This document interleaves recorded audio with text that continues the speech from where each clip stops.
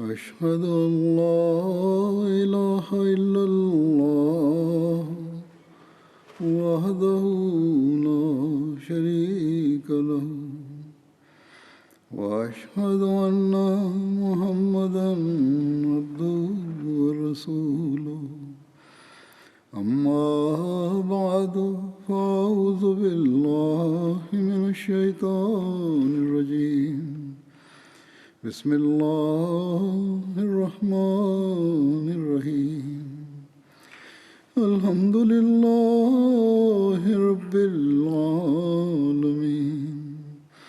الرحمن الرحيم مالك يوم الدين إياك نعبد وإياك نستعين اهدنا الصراط المستقيم صراط الذين أنعمت عليهم غير المغضوب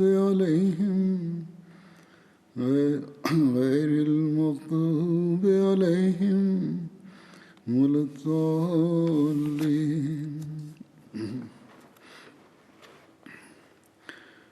گزشتہ خطبے سے حضرت علی رضی اللہ عنہ کا ذکر چل رہا تھا.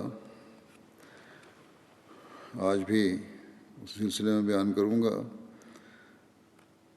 حضرت علی کی مواقعات کے بارے میں روایت میں ہے کہ حضرت صلی اللہ علیہ وسلم نے حضرت علی کو 2 مرتبہ اپنا بھائی قرار دیا. ایک مرتبہ رسول اللہ صلی اللہ علیہ وسلم نے مہاجرین کے درمیان مکے میں مواقعات قائم فرمائی. پھر آپ نے مہاجرین اور انصار کے درمیان مدینہ میں ہجرت کے بعد مواقعات قائم فرمائی. اور دونوں مرتبہ حضرت علی سے فرمایا انت اخی فی دنیا والآخرہ، تم دنیا اور آخرت میں میرے بھائی ہو. ایک روایت کے مطابق رسول اللہ صلی اللہ علیہ وسلم نے حضرت علی بن ابو طالب اور سہل بن حنیف کے درمیان مواقعات کا رشتہ قائم کیا. یہ مواقعات کب کب ہوئی اس بارے میں ذکر آتا ہے. تاریخ میں جو ذکر ملتا ہے کہ مواقعات 2 مرتبہ ہوئی. چنانچہ صحیح بخاری کے ایک شارح علامہ قسطلانی بیان کرتے ہیں کہ مواقعات 2 مرتبہ ہوئی. پہلی مرتبہ ہجرت سے قبل مکے میں مہاجرین میں، جن میں آپ صلی اللہ علیہ وسلم نے حضرت ابوبکر اور حضرت عمر کے درمیان، حضرت عثمان اور حضرت عبدالرحمن بن عوف کے درمیان، حضرت زبیر اور حضرت عبداللہ بن مسعود کے درمیان اور حضرت علی اور اپنے درمیان مواقعات قائم فرمائی. پھر جب آپ صلی اللہ علیہ وسلم مدینہ تشریف لائے تو مہاجرین اور انصار کے درمیان حضرت انس بن مالک کے گھر میں مواقعات قائم فرمائی. ابن سعد بیان کرتے ہیں کہ آپ صلی اللہ علیہ وسلم نے 100 صحابہ کے درمیان مواقعات قائم فرمائی، یعنی 50 مہاجرین اور 50 انصار کے درمیان. حضرت علی غزوہ بدر سمیت تمام غزوات میں رسول اللہ صلی اللہ علیہ وسلم کے ساتھ شامل ہوئے سوائے غزوہ تبوک کے. غزوہ تبوک میں رسول اللہ صلی اللہ علیہ وسلم نے ان کو اہل و عیال کی نگہداشت کے لیے مقرر فرمایا تھا.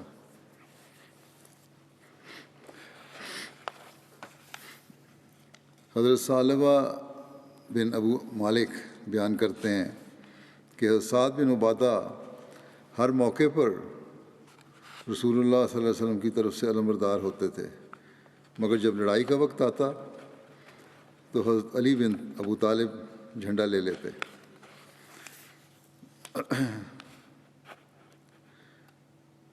غزوہ عشیرہ جمادی الاول اولا 2 ہجری میں ہوا تھا. تاریخ و سیرت کی کتب میں اس غزوے کا نام غزوہ عشیرہ کے علاوہ غزوہ ذو العشیرہ، ذات العشیرہ اور اسیرہ بھی بیان ہوا ہے. عشیرہ ایک قلعے کا نام ہے جو کہ حجاز میں یمبو اور ذوالمروہ کے درمیان واقع ہے.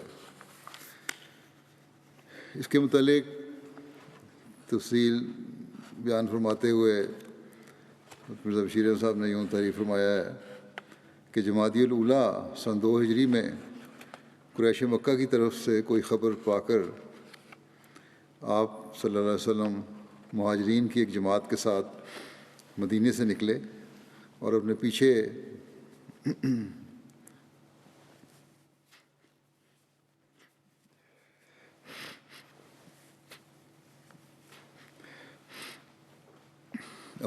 اپنے رضائی بھائی ابو سلمہ بن عبد الاسد کو امیر مقرر فرمایا۔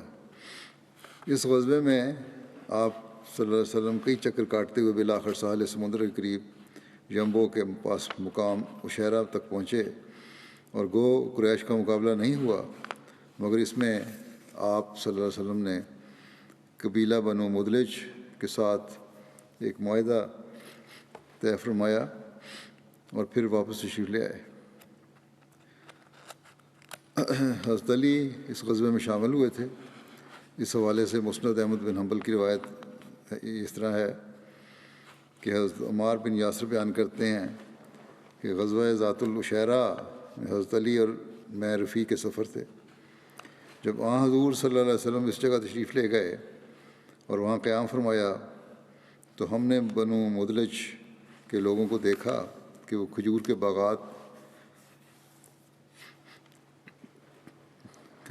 باغات میں اپنے ایک چشمے پر کام کر رہے ہیں۔ حضرت علی نے مجھے فرمایا، اے ابو یقظان، تمہاری کیا رائے ہے؟ کیا ہم ان لوگوں کے پاس جائیں اور دیکھیں کہ وہ کیا کر رہے ہیں؟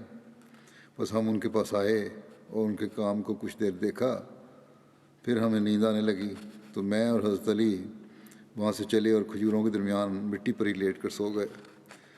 اللہ کی قسم، ہمیں نبی اکرم صلی اللہ علیہ وسلم کے علاوہ کسی نے نہ جگایا۔ آپ صلی اللہ علیہ وسلم نے ہمیں اپنے پاؤں کے مس سے جگایا جب کہ ہمارے جسموں پر مٹی لگ چکی تھی۔ اس دن نبی کریم صلی اللہ علیہ وسلم نے حضرت علی کے جسم پر مٹی دیکھ کر فرمایا، اے ابو تراب۔ پھر آپ نے فرمایا، کیا میں تمہیں 2 بدترین آدمیوں کے بارے میں نہ بتاؤں؟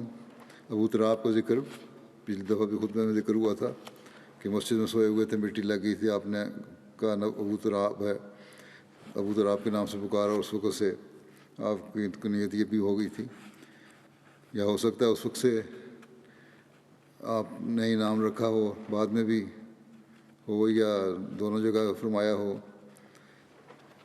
جو بھی پہلے کا واقعہ ہے۔ پہلے کا واقعہ تو یہی لگتا ہے۔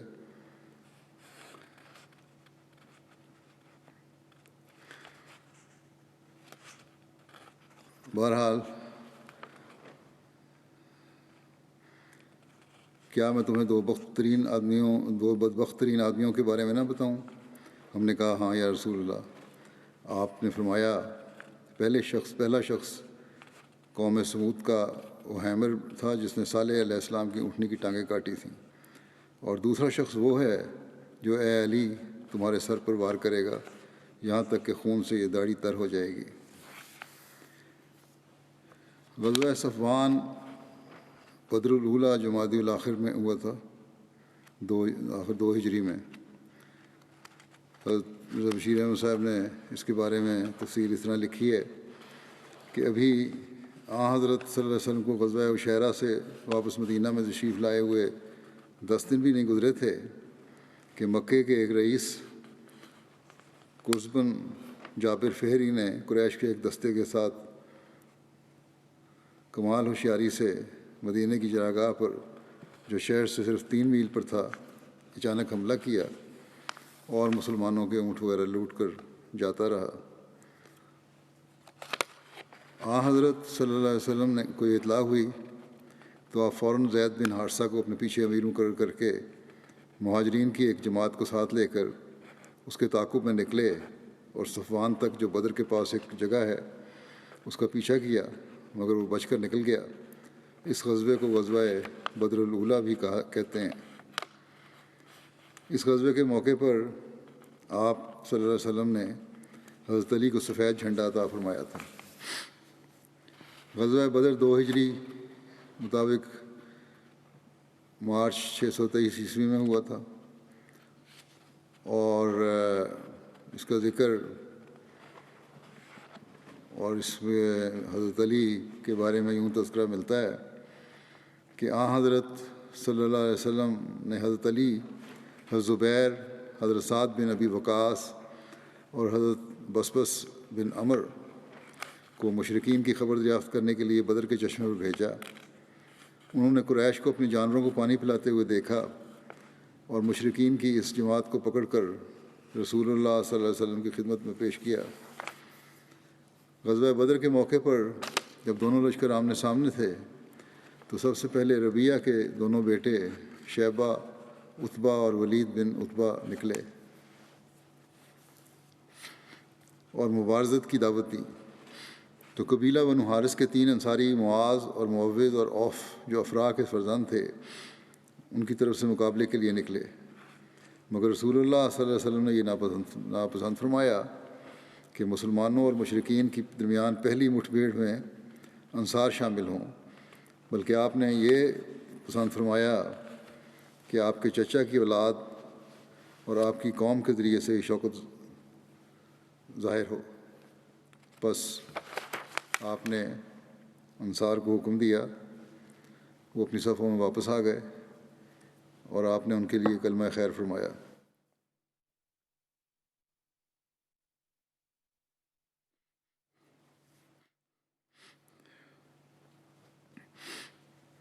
پھر مشرکین نے کہا، اے محمد، ہماری طرف مقابلہ کے لیے ہماری قوم میں سے ہمارے ہم پلہ لوگ بھیجو۔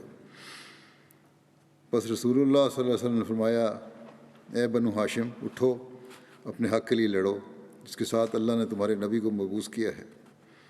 جب وہ لوگ اپنے باطل کے ساتھ آئے کہ وہ اللہ کے نور کو بجھا دیں، بس حضرت حمزہ بن عبد المطلب، حضرت علی بن ابو طالب اور حضرت عبیدہ بن حارث کھڑے ہوئے اور ان کی طرف بڑھے، تو عتبہ نے کہا، کچھ بولو تاکہ ہم تمہیں پہچان سکیں۔ خوات پہنے ہوئے تھے ان لوگوں نے، جس کی وجہ سے چہرے چھپے ہوئے تھے۔ حضرت حمزہ نے کہا کہ میں حمزہ بن عبد المطلب، اللہ اور اس کے رسول صلی اللہ علیہ وسلم کا شیر ہوں۔ اس پر عتبہ نے کہا، اچھا مقابل ہے، اور میں حلیفوں کا شیر ہوں، تیرے ساتھ یہ 2 کون ہیں؟ حضرت حمزہ نے کہا، علی بن ابو طالب اور عبیدہ بن حارث۔ عتبہ نے کہا، دونوں اچھے مقابل ہیں۔ پھر عتبہ نے اپنے بیٹے سے کہا کہ اے ولید، اٹھو۔ بس حضرت علی اس کے مقابل کے لیے گئے اور ان دونوں میں تلوار چلنے لگی اور حضرت علی نے اسے قتل کر دیا۔ پھر عتبہ کھڑا ہوا اور اس کے مقابل میں حضرت حمزہ نکلے، پھر ان دونوں کے درمیان تلوار چلی، پھر حضرت حمزہ نے اسے قتل کر دیا۔ پھر شیبہ کھڑا ہوا اور اس کے مقابل پر حضرت عبیدہ بن حارث نکلے، جبکہ وہ حضرت عبیدہ اس نے رسول کریم صلی اللہ علیہ وسلم کے اصحاب میں سب سے زیادہ عمر رسیدہ تھے۔ شیبہ نے حضرت عبیدہ کی ٹانگ پر تلوار کا کنارہ مارا جو آپ کی پنڈلی کے گوشت میں لگا اور اس کو چیر دیا۔ حضرت حمزہ اور حضرت علی نے شیبہ پر حملہ کیا اور اسے قتل کر دیا۔ یہ روایت 2 سال ہوئے پہلے بھی بیان ہوئی تھی، کچھ حصہ میں بیان کرتا ہوں۔ ایک اور روایت ہے، اس میں اس کا تذکرہ اس طرح ملتا ہے جو حضرت علی بیان کرتے ہیں کہ عتبہ بن ربیہ اور اس کے پیچھے اس کا بیٹا اور بھائی بھی نکلے اور پکار کر کہا کہ کون ہمارے مقابلے کے لیے آتا ہے؟ تو انصار کے کئی نوجوانوں نے اس کا جواب دیا۔ عتبہ نے پوچھا کہ تم کون ہو؟ انہوں نے بتا دیا کہ ہم انصار میں سے ہیں۔ عتبہ نے کہا کہ ہمیں تم سے کچھ لینا دینا نہیں ہے، ہم تو صرف اپنے چچا کے بیٹوں سے جنگ کا ارادہ رکھتے ہیں۔ نبی کریم صلی اللہ علیہ وسلم نے فرمایا، اے حمزہ اٹھو، اے علی کھڑے ہو، اے عبیدہ بن حارث آگے بڑھو۔ حمزہ تو عتبہ کی طرف بڑھے اور حضرت علی کہتے ہیں کہ میں شیبہ کی طرف بڑھا اور عبیدہ اور ولید کے درمیان جھڑپ ہوئی اور دونوں نے ایک دوسرے کو سخت زخمی کیا، اور پھر ہم ولید کی طرف متوجہ ہوئے اور اس کو مار ڈالا اور عبیدہ کو ہم میدان جنگ سے اٹھا کر لے آئے۔ حضرت علی رضی اللہ عنہ غزوہ بدر کے بارے میں بیان کرتے ہیں کہ کہ اس میں کفار کی تعداد مسلمانوں سے بہت زیادہ تھی۔ رات بھر رسول اللہ صلی اللہ علیہ وسلم خدا کے حضور عاجزانہ دعاؤں اور تضرعات میں مصروف رہے۔ جب کفار کا لشکر ہمارے قریب ہوا اور ہم ان کے سامنے صف آرا ہوئے تو ناگاہ ایک شخص پر نظر پڑی جو سرخ اونٹ پر سوار تھا اور لوگوں کے درمیان اس کی سواری چل رہی تھی۔ رسول کریم صلی اللہ علیہ وسلم نے فرمایا، اے علی، حمزہ جو کفار کے قریب کھڑے ہیں انہیں پکار کر پوچھو کہ سرخ اونٹ والا کون ہے اور کیا کہہ رہا ہے۔ پھر حضور صلی اللہ علیہ وسلم نے فرمایا کہ اگر ان لوگوں میں سے کوئی شخص انہیں خیر بھلائی کی نصیحت کر سکتا ہے تو وہ سرخ اونٹ والا شخص ہے۔ اتنی دیر میں حضرت حمزہ رضی اللہ عنہ بھی آ گئے۔ انہوں نے آ کر بتایا کہ عتبہ بن ربیعہ ہے جو کفار کو جنگ سے منع کر رہا ہے، جس کے جواب میں ابو جہل نے اسے کہا کہ تم بزدل ہو اور لڑائی سے ڈرتے ہو۔ عتبہ نے جوش میں آ کر کہا کہ آج دیکھتے ہیں کہ بزدل کون ہے۔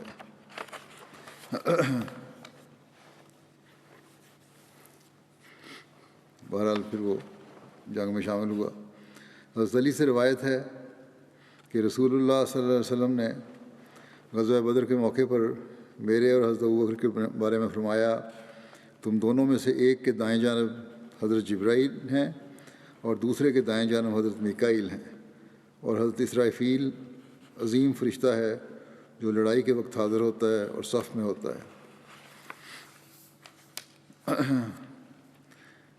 حضرت مرزا بشیر احمد صاحب غزوہ بدر کا ذکر کرتے ہوئے اس طرح لکھتے ہیں کہ حضرت علی کہتے ہیں کہ مجھے لڑتے ہوئے آن حضرت صلی اللہ علیہ وسلم کا خیال آتا تھا تو میں آپ کے صاحبان کی طرف بھاگا جاتا تھا، لیکن جب بھی میں گیا میں نے آپ کو سجدے میں گڑاتے ہوئے پایا، اور میں نے سنا کہ آپ کی زبان پر یہ الفاظ جاری تھے کہ یا حیو یا قیوم، یا حیو یا قیوم، اے خدا میرے زندہ خدا، اے میرے خدا زندگی بخش آقا۔ حضرت ابوبکر آپ کی اس حالت کو دیکھ کر بے چین ہو بھی جاتے تھے اور کبھی کبھی بے ساختہ عرض کرتے تھے کہ یا رسول اللہ، میرے ماں باپ آپ پر فدا ہوں، آپ گھبرائیں نہیں، اللہ اپنے وعدے ضرور پورے کرے گا۔ مگر اس کے باوجود آپ کا برابر دعا کیے جانا مصروف تھے اور اس خوف میں تھے کہ اللہ تعالیٰ کے وعدے بھی بعض دفعہ مشروط ہوتے ہیں۔ حضرت فاطمہ سے شادی 2 ہجری میں ہوئی۔ حضرت علی نے رسول اللہ صلی اللہ علیہ وسلم کی خدمت میں حضرت فاطمہ سے عقد کی درخواست کی، جسے حضور صلی اللہ علیہ وسلم نے بخوشی قبول فرمایا۔ حضرت انس بیان کرتے ہیں کہ حضرت ابوبکر اور پھر حضرت عمر دونوں نے نبی کریم صلی اللہ علیہ وسلم کی خدمت میں حضرت فاطمہ سے شادی کی درخواست کی، لیکن رسول کریم صلی اللہ علیہ وسلم خاموش رہے اور انہیں کوئی جواب نہیں دیا۔ حضرت علی بیان کرتے ہیں کہ میں حضرت صلی اللہ علیہ وسلم کی خدمت میں حاضر ہوا اور عرض کیا کہ آپ حضرت فاطمہ کی شادی مجھ سے کریں گے۔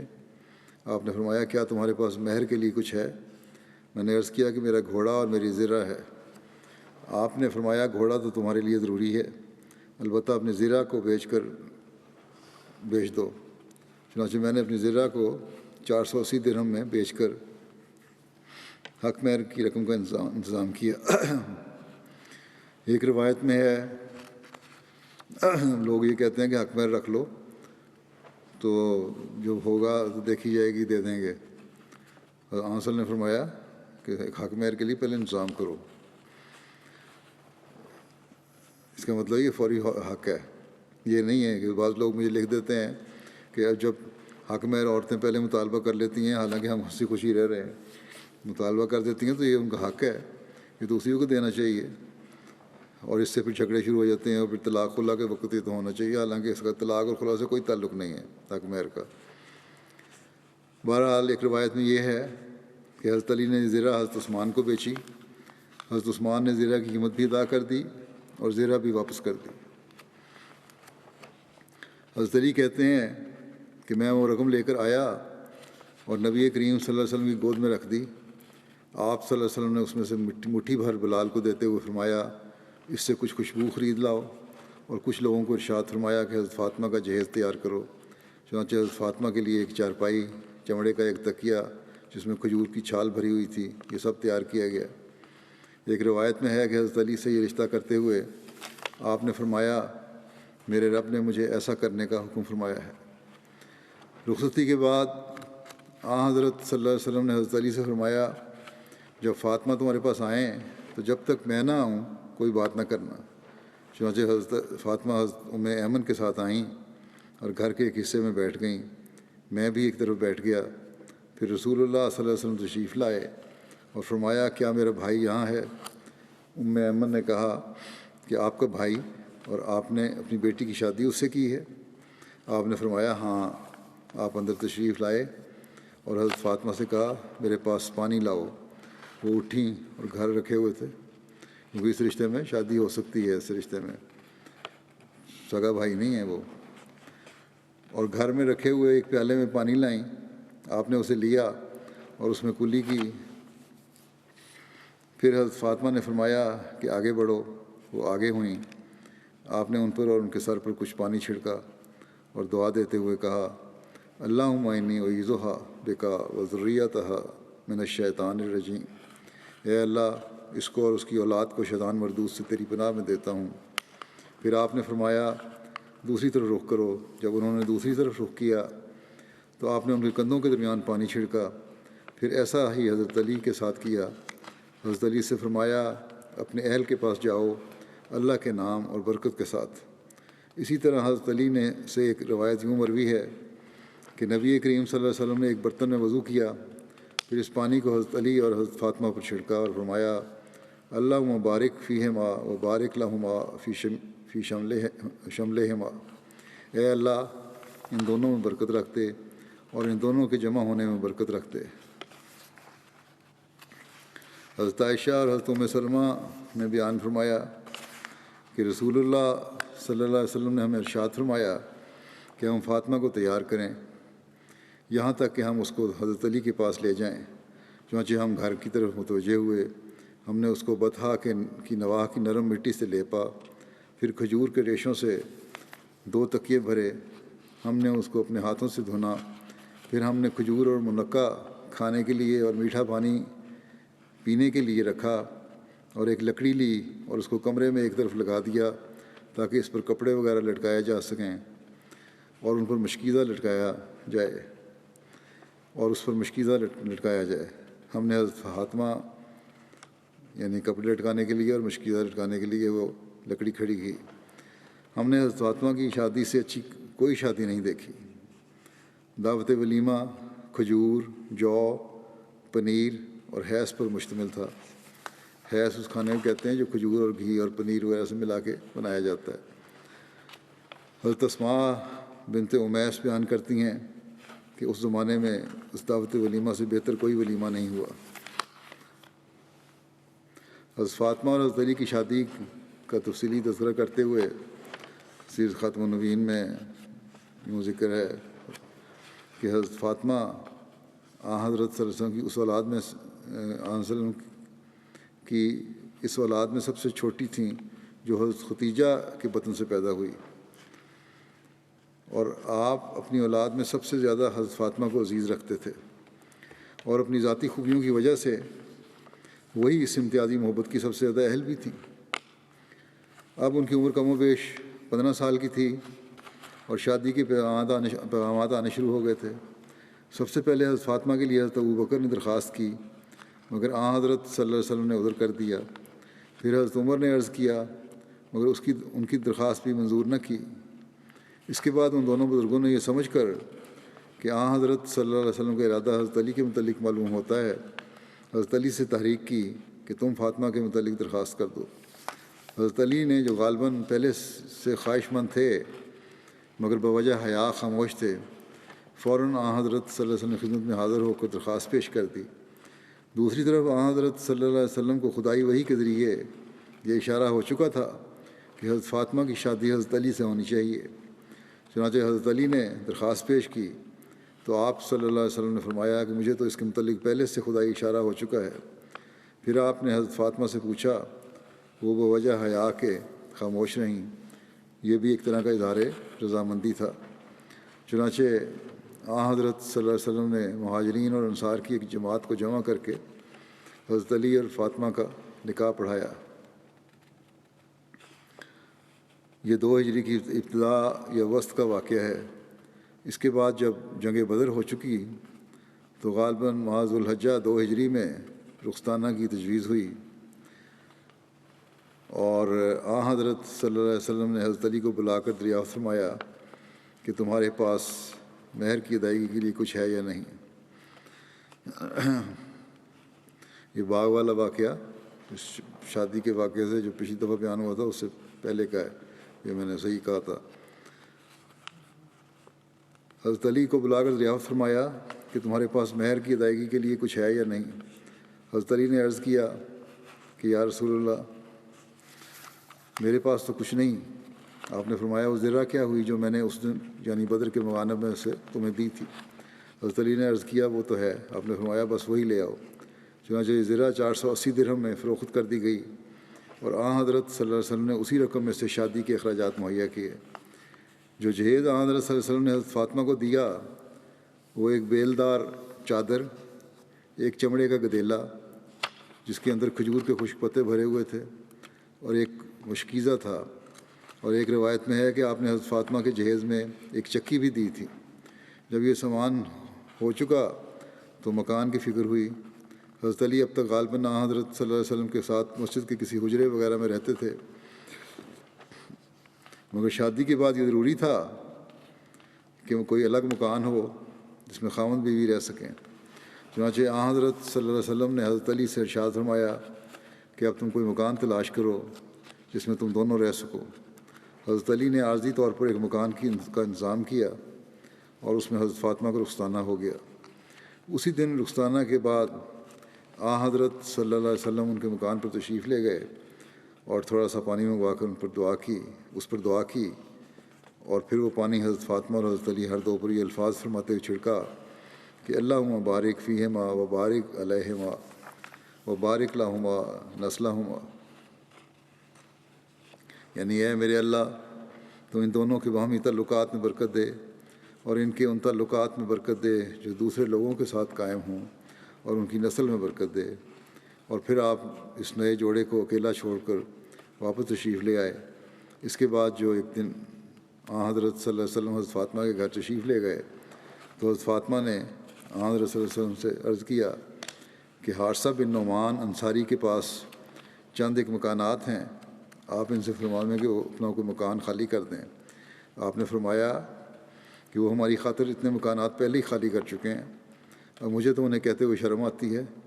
حارثہ کو کسی طرح اس کا علم ہوا تو وہ بھاگے ہوئے آئے، اور حضرت صلی اللہ علیہ وسلم سے عرض کیا کہ یا رسول اللہ، میرا جو کچھ ہے وہ حضور کا ہے، اور واللہ جو چیز آپ مجھ سے قبول فرما لیتے ہیں وہ مجھے زیادہ خوشی پہنچاتی ہے بنسبت اس چیز کے جو میرے پاس رہتی ہے۔ اور پھر اس مخلص صحابی نے بااصرار اپنا ایک مکان خالی کروا کے پیش کر دیا، اور حضرت علی اور حضرت فاطمہ وہاں آ گئے۔ حضرت علی اور حضرت فاطمہ اپنی تنگ دستی اور غربت کی وجہ کے باوجود زود و کنات کا نمونہ دکھایا کرتے تھے۔ چنانچہ حدیث میں ذکر ہے کہ حضرت علی نے بیان فرمایا کہ حضرت فاطمہ نے چکی چلانے سے اپنے ہاتھ میں تکلیف کی شکایت کی، اور نبی صلی اللہ علیہ وسلم کے پاس کچھ قیدی آئے تو وہ حضور صلی اللہ علیہ وسلم کی طرف گئیں اور آپ کو نہ پایا۔ آپ یعنی حضرت فاطمہ حضرت عائشہ سے ملیں اور ان کو بتایا کہ کس طرح میں آئی تھی۔ جب نبی صلی اللہ علیہ وسلم تشریف لائے تو حضرت عائشہ نے حضرت فاطمہ کے اپنے ہاں آنے کا بتایا۔ حضرت علی کہتے ہیں کہ نبی کریم صلی اللہ علیہ وسلم ہمارے پاس تشریف لائے جبکہ ہم اپنے بستروں پر لیٹ چکے تھے۔ ہم کھڑے ہونے لگے تو آپ نے فرمایا کہ اپنی جگہوں پر ٹھہرے رہو۔ پھر آپ ہمارے درمیان بیٹھ گئے، یہاں تک کہ میں نے آپ کے قدموں کی ٹھنڈک اپنے سینے پر محسوس کی۔ آپ نے فرمایا کیا میں تم دونوں کو اس سے بہتر بات نہ بتاؤں؟ جو تم نے مانگا ہے وہ یہ ہے کہ جب تم دونوں اپنے بستروں پر لیٹو تو 34 مرتبہ اللہ اکبر کہو، 33 دفعہ سبحان اللہ کہو، اور 33 دفعہ الحمدللہ کہو، یہ تم دونوں کے لیے خادم سے زیادہ بہتر ہے۔ حضرت ابو ہریرہ سے روایت ہے کہ حضرت فاطمہ نبی کریم صلی اللہ علیہ وسلم کی خدمت میں آپ سے خادم مانگنے کے لیے حاضر ہوئیں اور کام کی شکایت کی تو آپ نے فرمایا تم اس خادم کو ہمارے پاس نہیں پاؤ گی، یعنی اس طرح تمہیں خادم مجھ سے نہیں ملے گا، اب نہیں دینا چاہتے تھے۔ آپ نے فرمایا کیا، حالانکہ حق بنتا تھا حضرت علی کا بھی مال غنیمت میں سے، لیکن آپ نے نہیں دیا۔ آپ نے فرمایا کیا میں تجھے ایسی بات نہ بتاؤں جو تیرے لیے خادم سے بہتر ہے؟ تم اپنے بستر پر جاتے ہوئے 33 دفعہ سبحان اللہ کہو، 33 مرتبہ الحمدللہ کہو، اور 34 دفعہ اللہ اکبر کہو۔ صحیح مسلم کی روایت ہے یہ۔ حضرت مسلم موعود حضرت صلی اللہ علیہ وسلم کی سیرت بیان فرماتے ہوئے اس واقعہ کو یوں بیان فرماتے ہیں، پہلے بخاری کا حوالے سے بیان فرمایا جو یہ حدیث ہے کہ حضرت فاطمہ رضی اللہ عنہا نے شکایت کی کہ چکی پیسنے سے انہیں تکلیف ہوتی ہے۔ اسی عرصے میں حضرت صلی اللہ علیہ وسلم کے پاس کچھ غلام آئے، آپ حضرت صلی اللہ علیہ وسلم کے پاس تشریف لے گئیں، لیکن آپ کو گھر پر نہ پایا، اس لیے حضرت عائشہ رضی اللہ تعالیٰ عنہا کو اپنے آمد کی وجہ سے اطلاع دے کر گھر لوٹ آئیں۔ جب حضرت صلی اللہ علیہ وسلم گھر تشریف لائے تو حضرت عائشہ نے جناب صلی اللہ علیہ وسلم کو حضرت فاطمہ کی آمد کی اطلاع دی، جس پر آپ صلی اللہ علیہ وسلم ہمارے پاس تشریف لائے اور ہم اپنے بستروں پر لیٹ چکے تھے۔ میں نے آپ کو آتے دیکھ کر چاہا کہ اٹھوں، مگر حضرت صلی اللہ علیہ وسلم نے فرمایا کہ اپنی جگہ لیٹے رہو۔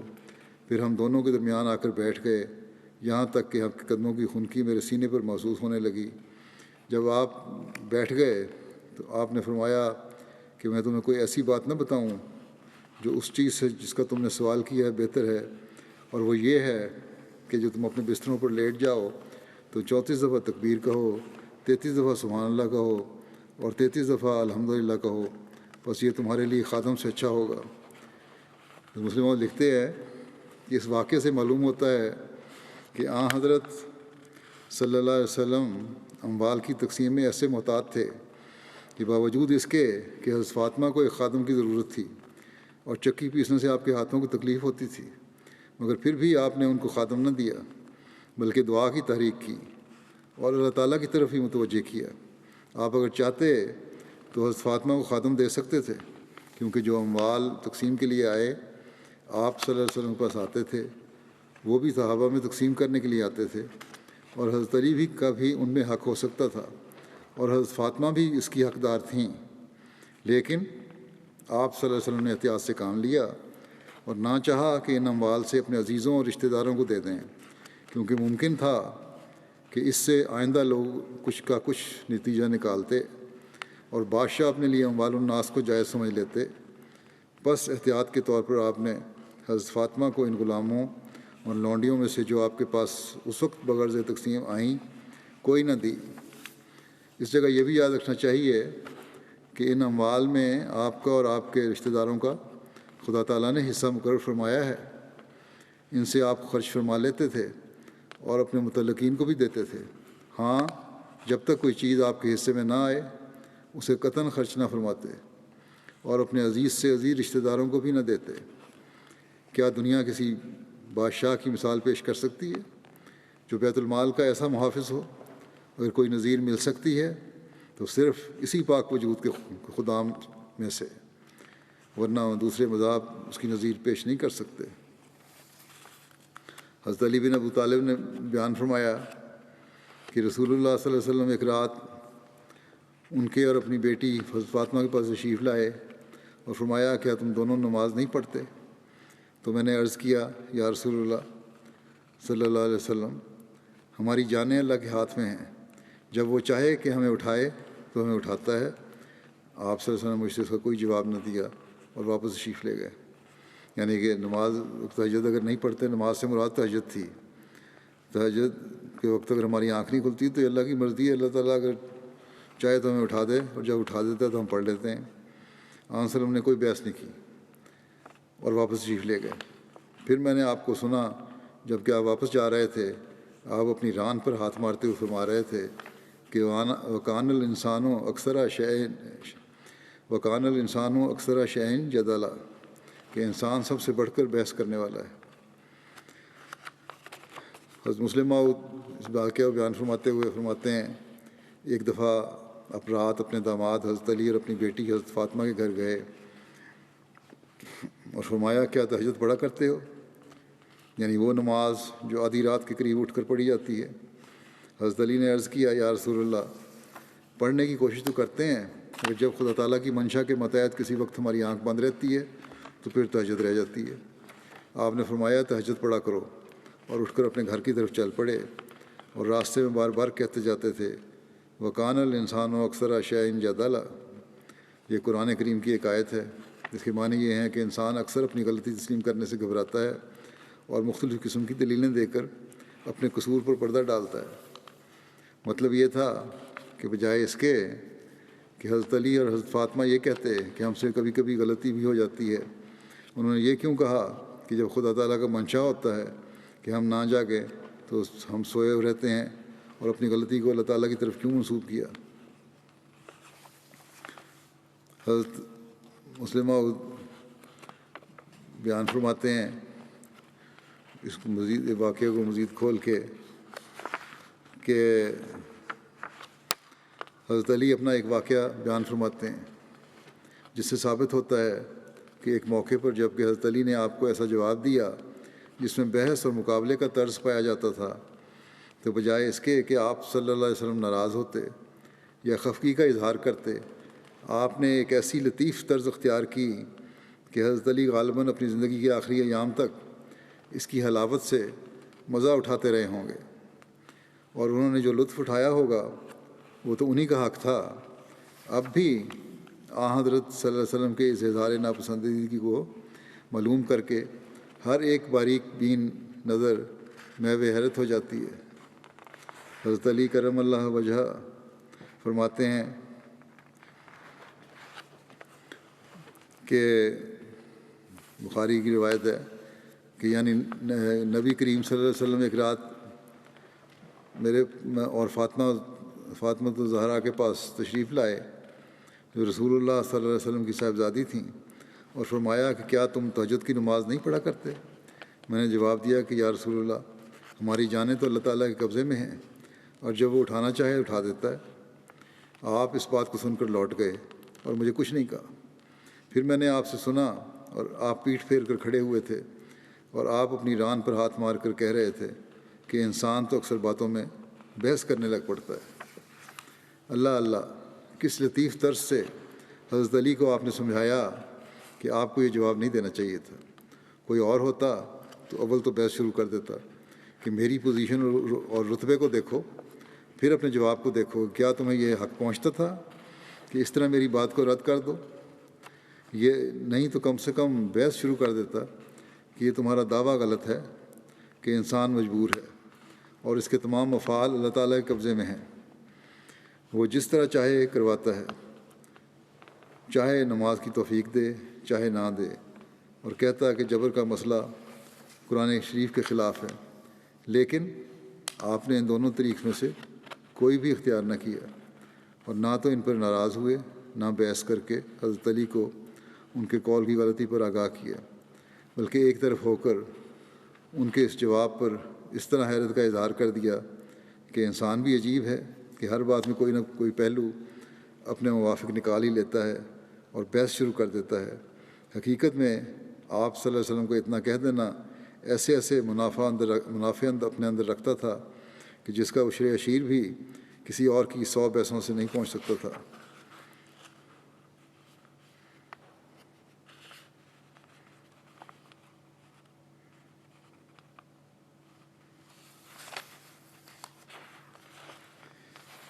اس حدیث سے ہمیں بہت سی باتیں معلوم ہوتی ہیں جن سے حضرت صلی اللہ علیہ وسلم کے اخلاق کے مختلف پہلوؤں پر روشنی پڑتی ہے، اور اسی جگہ ان کا ذکر کر دینا مناسب معلوم ہوتا ہے۔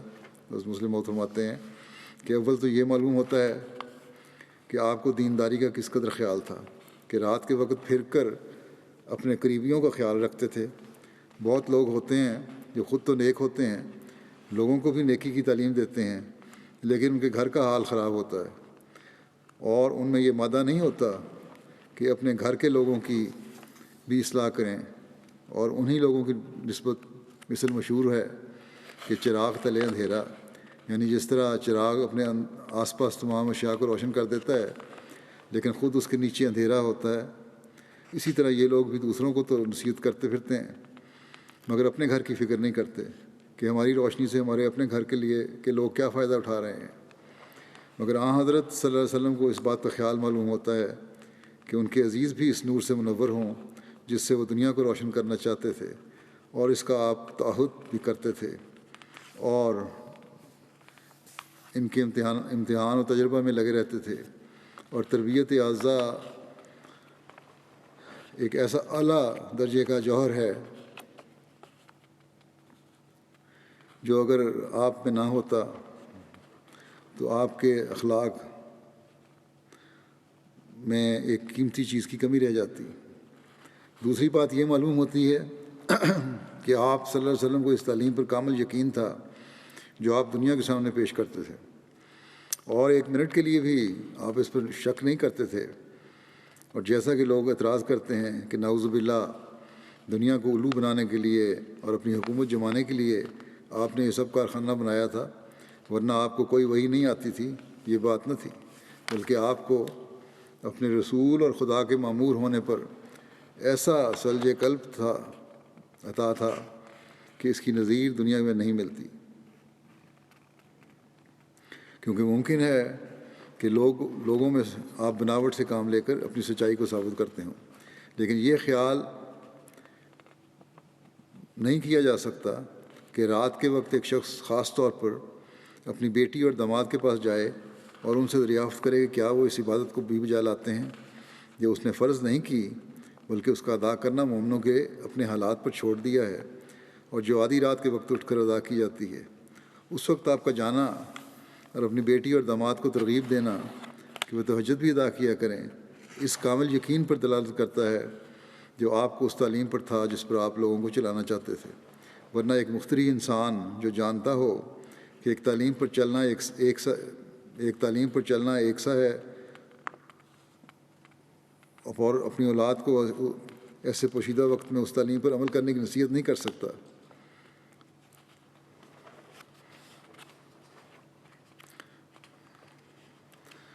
یعنی تعلیم پر چلنا شک ایک ہے، لیکن نصیحت پوشیدہ وقت میں نہیں کر سکتا۔ وہ یہ اسی وقت ہو سکتا ہے جب ایک آدمی کے دل میں یقین ہو کہ اس تعلیم پر چلے بغیر کمالات حاصل نہیں ہو سکتے۔ یعنی تعلیم پر چلنا یا نہ چلنا ایک جیسا ہے، لیکن نصیحت کرنا رات کے وقت، پوشیدہ وقت میں نصیحت کرنا، یہ اسی وقت ہو سکتا ہے جب یقین ہو کہ تعلیم جو ہے اس پر چلے بغیر جو انسان اعلیٰ کمال ہیں اس کے دین کے یا اس تعلیم کے ان تک نہیں پہنچ سکتا۔ تیسری بات وہی ہے جس کے ثابت کرنے کے لیے میں نے یہ واقعہ بیان کیا ہے کہ حضرت صلی اللہ علیہ وسلم ہر ایک بات کے سمجھانے کے لیے تحمل سے کام لیا کرتے تھے، اور بجائے لڑنے کے محبت اور پیار سے کسی کو اس کی غلطی پر آگاہ فرماتے تھے۔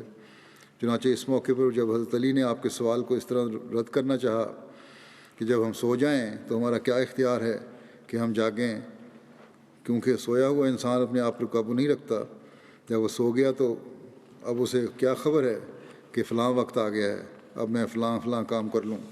اللہ تعالیٰ آنکھ کھول دے تو نماز ادا کر لیتے ہیں، ورنہ مجبوری ہوتی ہے، کیونکہ اس وقت الارم کی گھڑیاں نہ تھیں۔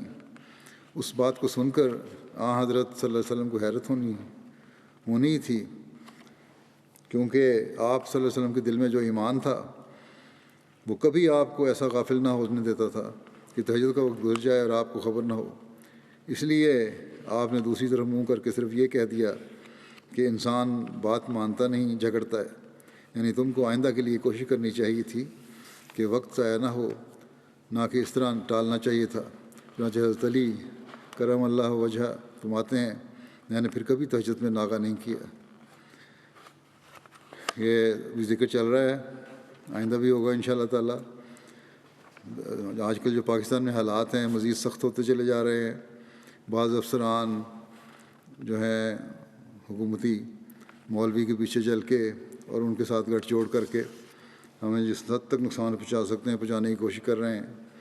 اس لیے خاص طور پر دعائیں کریں، اور ربا کے احمدی بھی، پاکستان میں رہنے دوسرے شہروں میں بسنے والے احمدی بھی، ہر جگہ اللہ تعالیٰ ان کو اپنی حفاظت میں رکھے اور ان کے شر سے محفوظ رکھے، اور ان کے منصوبے جو نہایت بھیانک منصوبے اور خطرناک منصوبے ہیں ان سے بچا کے رکھے، اور ان لوگوں کی اب پکڑ کے جلد سامان فرمائے۔ اس کے بعد میں جمعہ کے بعد بعض جنازہ غائب بھی پڑھاؤں گا، ان کے بارے میں کچھ ذکر کر دیتا ہوں مختصر۔ پہلا ذکر ہے مکرم کمانڈر چودھری محمد اسلم صاحب کا، جو کینیڈا کے تھے۔ 2 نومبر 2020 کو وفات پا گئے، انا للہ و انا الیہ راجعون۔ کمانڈر صاحب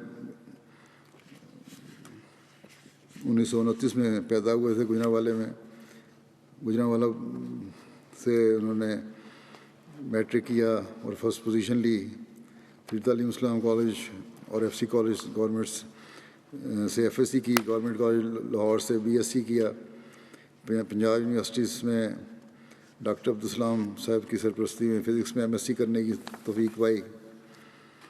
1948 میں فرقان فورس میں بھرتی ہو کر آزاد کشمیر میں متعین ہوئے، جہاں انہیں مجاہد کشمیر کے سرٹیفکیٹ اور آزادی کشمیر کے تمغے سے نوازا گیا۔ 1955 میں مرحوم پاکستان نیوی میں بھرتی ہوئے، جہاں انہیں پاکستان نیول اکیڈمی بطور ڈائریکٹر آف اسٹڈیز کوہارٹ میں deputy president of inter services selection board, naval headquarter Islamabad میں بطور deputy director naval educational services وغیرہ کلیدی عہدوں پر خدمت کی توفیق ملی۔ مرحوم موصوف کو ایجوکیشنل سیکٹر میں نیوی کے نئے اسکول اور کالجز کھولنے کی منصوبہ بندی کرنے کی بھی، اور نیز بحریہ یونیورسٹی کے قیام کی بھی میں بنیادی کردار ادا کرنے کی توفیق ملی۔ پاکستان نیوی سے ریٹائر ہونے کے بعد کینیڈا تشریف لے گئے اور 1 سال مشن ہاؤس ٹورنٹو میں وقف عارضی کیا، جس کے بعد 1993 میں وقف بعد ریٹائرمنٹ کی درخواست کی، جسے خلیفۃ مسیح رابع نے قبول فرمایا، اور ان کی خدمات جو ہیں جماعت کی بھی یہ 28 سالوں پر محیط ہیں۔ اس دوران مرحوم کو بطور سیکرٹری جداد، سیکرٹری رشتہ ناطہ، ایڈیشنل سیکرٹری مشن ہاؤس اور معاون ہومیوپیتھی کلینک وغیرہ کی خدمت کی توفیق ملی۔ مرحوم نہایت منکسر نرم گفتار تھے، منکسر مزاج تھے، ہر کسی شفقت سے پیش آتے تھے، نمازوں کی پابندی کرنے والے، خلافت کے ساتھ والہانہ تعلق اور عشق رکھنے والے، زندگی وقف کرنے کے بعد اپنا ہر لمحہ جماعت کی خدمت میں گزارنے کی بھرپور کوشش کرتے۔ گزشتہ کچھ عرصے سے بہت بیمار تھے، تاہم جب بھی طبیعت سنبھلتی فوراً مشن ہاؤس آ جاتے اور آخر دم تک خدمت دین میں سرگرم عمل رہے۔ پسمانگان میں ان کی اہلیہ اور 3 بیٹے ہیں۔ اللہ تعالیٰ ان سب کو اللہ تعالیٰ مرحوم کو مغفرت الرحم کو سلوک فرمائے اور ان کی نیکیاں ان کی اولاد میں جاری فرمائے۔ ان کی بہو جو ہیں نصرت جہاں کہتی ہیں کہ نہایت شفیق رحم دل و نیک انسان تھے، نہایت ایمانداری سے وقت کو نبھایا، ایک آئیڈیل خامن تھے اور باپ تھے۔ وفات سے پہلے تک اپنے بچوں کو نصیحت کرتے رہے کہ جماعت اور خدا سے تعلق اور نمازوں میں باقاعدگی بہت ضروری ہے، اور ساری عمر خود بھی تہجد اور نمازوں کو باقاعدگی سے ادا کیا۔ دوسرا جنازہ ہے محترمہ شاہینہ قمر صاحبہ، اہلیہ قمر احمد شفیق صاحب، ڈرائیور ہیں نظارت اولیاء کے، ان کا۔ یہ شاہینہ قمر صاحبہ، ان کے بیٹے عزیز سمر احمد قمر 12 نومبر 2020 کو دوپہر 1:15 بجے ایک روڈ ایکسیڈنٹ میں وفات پا گئے، انا للہ و انا الیہ راجعون۔ وفات کے وقت محترمہ کی عمر 38 سال تھی اور عزیز سمر احمد قمر کی عمر 17 سال تھی۔ اب شاہینہ قمر صاحبہ نے اپنے خاوند اور 2 بیٹوں اور 1 بیٹی کے علاوہ 2 بیٹیوں اور 1 بیٹے کے علاوہ 3 بھائی بھی سوگوار چھوڑے ہیں۔ ان کی بیٹی شاہینہ قمر کہتی ہیں کہ میری ماں بہت نیک خاتون تھیں، مجھے ہر وقت نیکیوں کی تلقین کرتی رہتیں، خود بھی ہمیشہ نیکیوں میں پہل کرتی تھیں اور ہر بات مجھ سے شیئر کرتی تھیں، میری بہت اچھی دوست تھیں۔ کہا کرتی تھیں کہ ماشاءاللہ جماعت کے کاموں سے انہیں بہت لگاؤ تھا، اپنی ساری باتیں مجھے بتایا کرتی تھیں، اور دوسری بات یہ خصوصی بیان کی ہے کہ ماشاءاللہ انہیں جماعت کے کاموں سے بہت لگاؤ تھا اور خدمت کو ہر وقت تیار رہتی تھیں، باوجود کم تعلیم کے۔ ان کے خاوند نے بھی لکھا ہے باوجود کم تعلیم کے گھر کو بھی بڑی اچھی طرح سنبھالا اور بچوں کی بھی اعلیٰ رنگ میں تربیت کی۔ پھر ان کے بیٹے کا ذکر ہے، عظیم ثمر احمد قمر ابن قمر احمد شفیق صاحب، جس کی ساتھ ہی ان کی والدہ کے ساتھ ہی وفات ہو گئی تھی ایکسیڈنٹ میں۔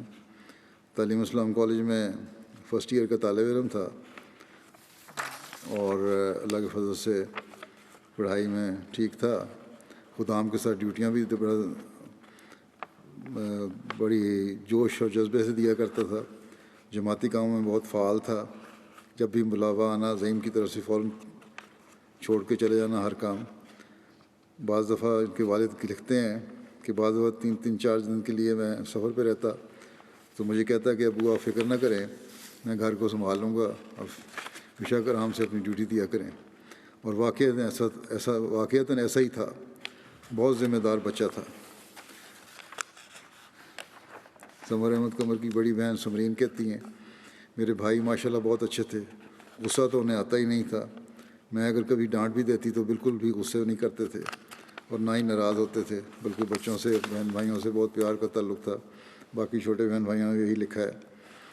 اللہ تعالیٰ مرحوم سے مغفرت و رحم کا سلوک فرمائے اور اس ساری فیملی کو صبر اور حوصلہ عطا فرمائے، چھوٹے بچوں کو بھی اور ان بچوں کے والد کو بھی۔ اس کا ایک بیٹا وفات پا گیا اور اہلیہ بھی وفات پا گئیں۔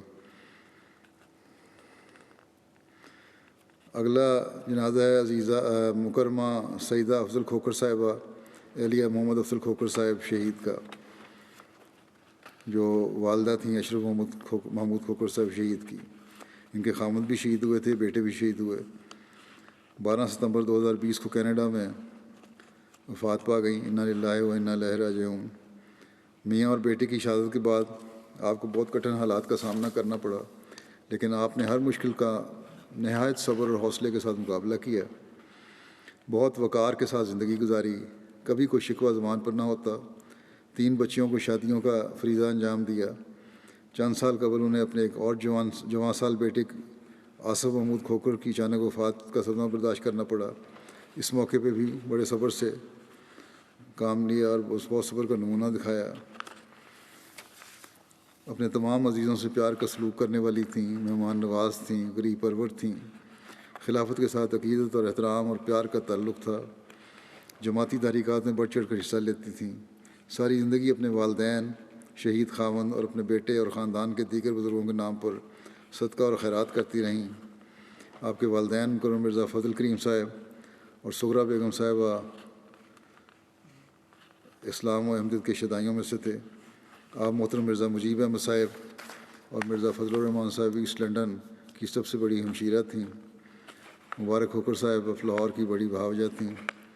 مبارک صدیقی صاحب کی بڑی خالہ تھیں۔ مرحومہ اللہ تعالیٰ کے فضل سے موسیہ تھیں۔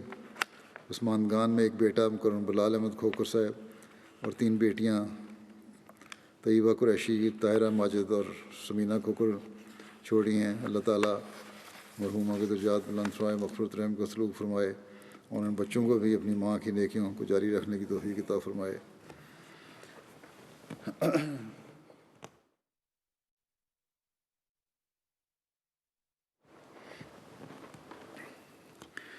الحمد للہ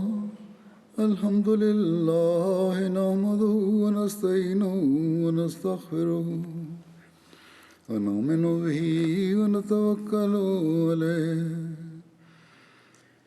ونعوذ باللہ من شرور انفسنا ومن سیئات اعمالنا من یهده اللہ فلا مضل له ومن يضلله فلا هادي له ونشهد أن لا إله إلا الله ونشهد أن محمدا عبده ورسوله عباد الله رحمكم الله إن الله يأمر بالعدل والإحسان وإيتاء ذي القربى وينهى عن الفحشاء والمنكر والبغي يعظكم لعلكم تذكرون